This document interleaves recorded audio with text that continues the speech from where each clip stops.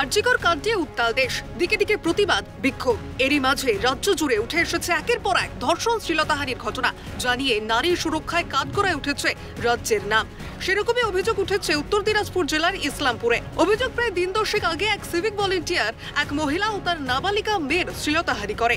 পাশাপাশি ভয় দেখিয়ে প্রায় লক্ষাধিক টাকাও আদায়ের অভিযোগ ওঠে সিভিকের বিরুদ্ধেও। অভিযুক্তের নাম নাজমুল। জানা গিয়েছে সম্পর্কে ওই মহিলা ইসলামপুরের এক প্রভাবশালী তৃণমূল নেতার ভাইজি। অভিযোগ পাওয়ার পরে অভিযুক্তকে গ্রেফতার করে পুলিশ। ইসলামপুর মহকুমা আদালতে পেশ করা হয় ধৃতকে। একজন মহিলা আছেন, উনি অভিযোগ দিয়েছেন কি ওনার কাছ থেকে কিছু টাকা এক্সটর্শন করা হয়েছে, আর ওনার মানে স্থিলতাহানি করা হয়েছে, আর ওনার মেয়ের স্থিলতাহানি করা হয়েছে, নাবালিক মেয়ের। তো সেই জন্য ওনাকে যে সিভিক আছে ওকে অ্যারেস্ট করা হয়েছে। সিভিকের নাম আছে নাজমুল। ওকে অ্যারেস্ট করে আজকে আমরা ফরওয়ার্ড করছি।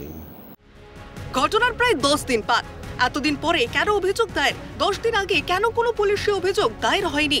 তবে আরজিকরের কাণ্ডে গ্রেফতার সঞ্জয় রায়ের পর ফের এক সিভিকের কীর্তিতে প্রশ্নের মুখে পুলিশের অভ্যন্তরীণ শৃঙ্খলা, বলছে বিরোধীরা। উত্তর দিনাজপুর থেকে বিশ্বরূপ বিশ্বাসের রিপোর্ট, ক্যালকাটা নিউজ।